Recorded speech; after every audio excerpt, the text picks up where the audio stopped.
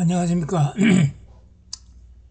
예, 여기는 지난 한 주간 동안 계속해서 낮에 소나기가 몇 번씩 내리고 햇빛이 나고 급하게 설거지 시키고 그랬습니다.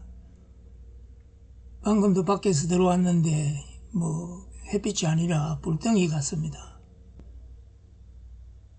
며칠 동안 뻐꾸기 소리가 들리질 않아서 돌아간 줄 알았는데 요즘은 또 뻐꾸기 소리 들립니다. 아직 갈 데가 멀은 것 같습니다. 오늘 강의 시작하겠습니다. 오늘은 당신에게 든든한 뒷배가 있습니까? 당신에게 든든한 뒷배가 있습니까?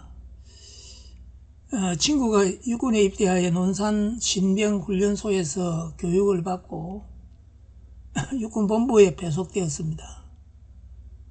같이 배속받은 4명의 신병들과 배속 신고하러 담당관 앞에 섰습니다. 담당관은 신병들에게 누구 백으로 여기에 오게 되었냐고 묻습니다.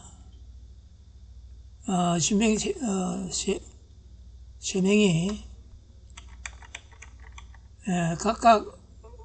각자 누구누구라고 말합니다. 자기를 육군 본부에 오게 한 사람이 누구누구라고 말합니다.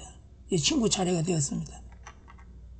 너는 누구 백이냐고 묻습니다. 친구는 하나님 백입니다 라고 큰 소리로 대답했습니다.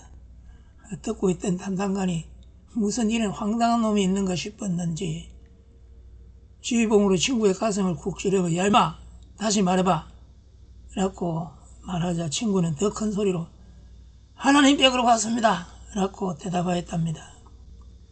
친구의 아버지가 목사인데 신병 아들을 육군본부에 보낼 만한 백이 될 수 없습니다. 친구는 그의 말대로 하나님 백으로 육군본부 인사과에 배속되어 처음 앉은 그 책상에 앉아서 3년 동안 복무하다가 제대하였답니다.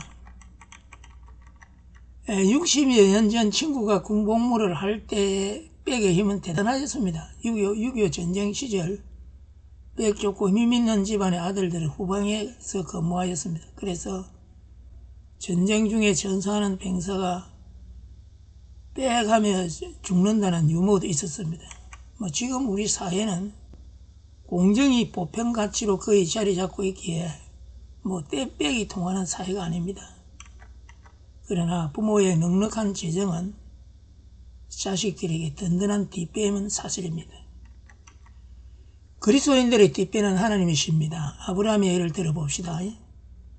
신할의 4개국 연합군들과 소돔의 5나라 동맹국들과 전쟁이 발생하여 소돔의 동맹국이 패전하고 소돔에 살고 있는 아브라함의 조카 롯이 포로로 잡혀갔다는 소식을 아브라함이 듣습니다. 인정 많은 아브라함은 이 소식을 듣고 롯을 구출하기로 작정하고 자신의 집 318명의 사병들과 동맹관계를 가진 마므레 에스골 아넬 삼형제들과 출전합니다. 기습작전으로 신할 연합국의 병사들을 격파하고 롯을 비롯한 포로된 소돔의 사람들을 찾아옵니다. 이 전쟁은 엄청나게 위험한 모험이었습니다. 아브라함이 격파한 군대는 당시 그 지역에서 막강한 군사력을 가진 4나라의 연합국가들입니다. 이 나라들은 승리에 도취되어 잠깐 방심하다 아브라함에게 패전의 수모를 당하였지만 이 패전을 수습하고 정신을 차리고 상대를 알아볼 겁니다. 우리를 이 친 상대가 누구냐. 대번에 알 수 있습니다. 상대가 나라가 아닌 일개 개인이라는 것을 알게 될 것이고 패전을 수습하는 대로 복수할 것이 분명합니다. 이 전쟁 이야기는 창세기 14장에 나오는데 이것을 생각하면 아브라함은 두렵습니다. 불안하여 잠이 오지 않습니다. 아브라함은 시족도 되지 못한 일개 가족에 불과합니다. 4나라 연합국이 보복이 올 때 어떻게 감당할 수 있겠습니까? 아브라함은 두려웠습니다. 이런 아브라함에게 하나님께서 나타나셔서 아브라함아 두려워 말라. 나는 너의 방패요 너의 지극히 큰 상급이니라 하십니다. 창세기 15장에 나옵니다. 창세기 14장은 아브라함이 그 롯을 구치려고 오는 이야기고 그 위에 아브라함이 두려워했습니다. 그럴 때 하나님께서 아브라함에게 나타나셔서 창세기 15장에서 두려워 말라고 안심시킵니다. 나는 너를 보호하고 지켜주는 방패가 되겠다고 약속합니다. 아브라함을 보호하고 지켜주는 뒷배가 되겠다는 약속입니다.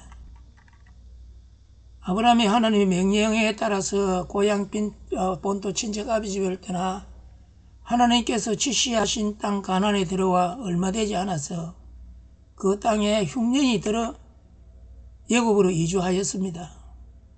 애굽에 가면서 아브라함은 아내 사라에게 우리가 부부관계가 아니라 남매관계로 하자고 제의하였고 사라도 그렇게 하자고 선언합니다. 아브라함의 생각에 부부관계라고 하면 사라의 미모를 탐하는 애굽 사람들이 아브라함을 죽이고 사라를 뺏어갈 것 같아서였습니다. 아니나 다를까 그런 일이 발생합니다. 사라의 미모에 대한 소문이 애굽 왕에까지 들려졌고 애굽 왕은 사라가 아브라함의 누이라는 걸 듣고 아브라함에게 양과 소와 노비와 암소 나귀와 약대를 지참금 즉 패백으로 주고 자기 아내로 데려갔습니다. 난감한 일이 되었습니다. 그런데 애굽 왕이 있어서는 합법적 절차입니다. 아브라함이 애굽 왕에게 누이가 아니라 아내라고 이제는 말을 할 수가 없습니다. 아브라함은 사라를 찾아올 방법이 없습니다. 사라는 바로왕의 아내가 되었으니까 바로왕의 왕비로 신분이 극상승되었습니다. 사라가 여기가 좋다면서 왕비로 눌러 앉아 있을 수 있습니다. 이때 하나님께서 애굽왕 바로에게 재앙을 내리셨고 바로는 사라를 아브라함에게 돌려보냅니다. 하나님께서 그렇게 하지 않았다면 아브라함은 사라를 찾아올 수가 없었습니다. 하나님께서 아브라함의 뒷배가 되어서 가정을 회복시켜 주셨습니다. 아브라함에게 이와 비슷한 사건이 20년쯤 지나서 또 일어났습니다. 아브라함이 99세가 되고 사라가 89세가 되었을 때 하나님께서 아브라함에게 약속하신 사라의 잉태와 덕남을 구체적으로 알려주셨습니다. 하나님께서 약속을 이루게 하시려고 아브라함과 사라의 청춘을 회복시켜 주셨습니다. 아이를 낳을 수 있는 청춘으로 회복시켜 주신 것입니다. 아브라함은 블레셋 땅 그랄로 이주하였습니다. 이때도 아브라함은 사라를 유일하였습니다. 사라의 미모를 본 그랄 왕 아비멜렉이 사라를 아내로 데려갔습니다. 대책 없이 저지르는 아브라함의 어리석은 일들을 하나님께서 이번에도 그날 밤 초저녁에 아비멜렉에게 나타나서 엄하게 책망하시고 사라를 바로 찾아주셨습니다. 하나님께서 이렇게 아브라함의 평생의 뒷배가 되어 주셨습니다. 어디 아브라함뿐입니까? 한치 앞을 예측 못하는 우리네 무지몽매한 인생들이 저지르는 잘못된 것들을 하나님께서 뒷배가 되어 해결해 주시고 처리해 주십니다. 그래서 원의 믿음을 지키며 이 질그릇 인생이 깨어지지 않고 보존되어지는 것입니다. 이상입니다. 날씨가 무척 덥습니다. 건강 조심하시기를 바랍니다. 평안하십시오.